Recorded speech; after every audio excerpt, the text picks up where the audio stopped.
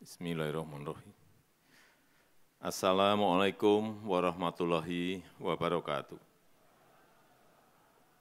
Selamat sore, salam sejahtera bagi kita semuanya. Om Swastiastu, Namo Buddhaya, salam kebajikan. Yang saya hormati Ketua MPR RI, beserta para pimpinan lembaga-lembaga tinggi negara, yang saya hormati para menteri dan wakil menteri, Kabinet Indonesia Maju, Panglima TNI, Kapolri, Duta Besar negara-negara sahabat, Gubernur DKI Jakarta, yang saya hormati Ketua Dewan Pers, Ibu Nini Rahayu, beserta seluruh jajaran pengurus Dewan Pers, yang saya hormati Ketua PWI Pusat, Bapak Henry J.H. Bangun, beserta seluruh jajaran pengurus, seluruh tokoh pers yang hadir, rekan-rekan wartawan, Bapak Ibu hadirin undangan yang berbahagia.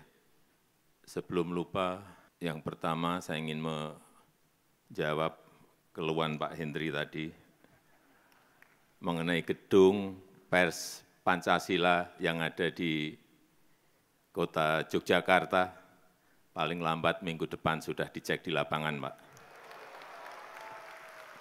Semuanya akan dibangun oleh Kementerian PU. Saya belum tahu habisnya berapa, tapi sudah saya sanggupi dan segera akan dibangun.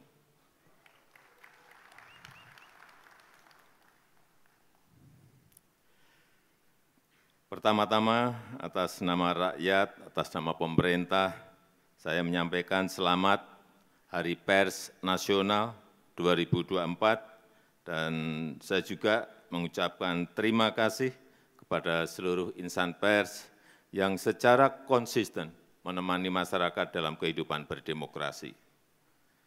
Saya juga berterima kasih kepada pers yang turut mengawal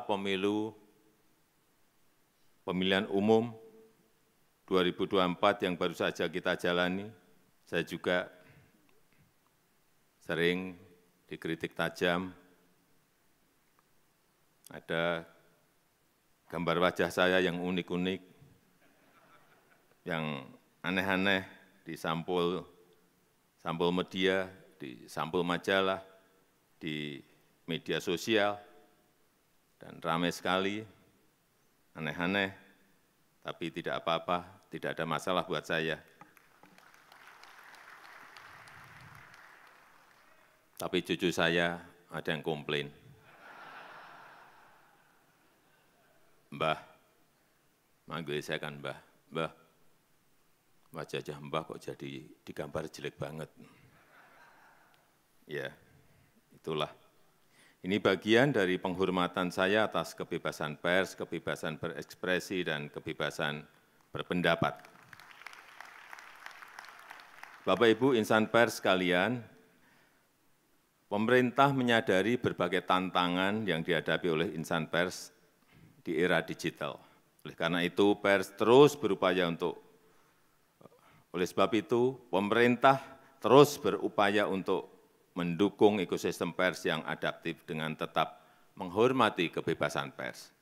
Seperti yang sudah saya sampaikan pada peringatan Hari Pers Nasional tahun lalu, jurnalisme berkualitas dan keberlanjutan industri media konvensional menjadi perhatian penting pemerintah, dan ini yang dinanti-nanti. Setelah sekian lama, setelah melalui perdebatan panjang, akhirnya kemarin saya menandatangani Peraturan Presiden tentang tanggung jawab platform digital untuk mendukung jurnalisme berkualitas, atau yang kita kenal sebagai Perpres Publisher Rights. Prosesnya memang sangat panjang, banyak perbedaan pendapat, dan saya tahu ini melelahkan bagi banyak pihak, sulit sekali menemukan titik temu. Dan sebelum menandatangani, saya juga betul-betul mendengarkan aspirasi dari rekan-rekan pers. Aspirasinya tidak benar-benar bulat, ada perbedaan aspirasi antara media konvensional dengan platform digital. Platform digital besar juga beda aspirasi, dan kita harus timbang-timbang terus implikasinya. Dan setelah mulai ada titik kesepahaman, mulai ada titik temu, ditambah lagi dengan Dewan Pers yang mendesak terus, perwakilan perusahaan pers dan perwakilan asosiasi media juga mendorong terus, akhirnya kemarin saya menaikkan Perpres tersebut. Bapak Ibu yang saya hormati, perlu saya ingatkan tentang semangat awal dari Perpres ini. Kita ingin jurnalisme berkualitas, jurnalisme yang jauh dari konten-konten negatif, jurnalisme yang mengedukasi untuk kemajuan Indonesia. Kita juga ingin memastikan keberlanjutan industri media nasional. Kita ingin kerjasama yang lebih adil antara perusahaan pers dan platform digital. Kita ingin memberikan kerangka umum yang jelas bagi kerjasama perusahaan pers dan platform digital. Perpres ini sama sekali tidak dimaksudkan untuk mengurangi kebebasan pers. Saya tegaskan bahwa publisher rights lahir dari keinginan dan inisiatif insan pers. Pemerintah tidak sedang mengatur konten pers. Pemerintah mengatur hubungan bisnis antara perusahaan pers dan platform digital dengan semangat untuk meningkatkan jurnalisme yang berkualitas. Kemudian perlu saya ingatkan juga tentang implementasi Perpres ini.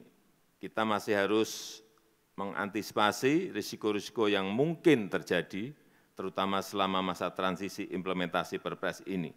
Baik itu perihal respon dari platform digital dan respon dari masyarakat pengguna layanan.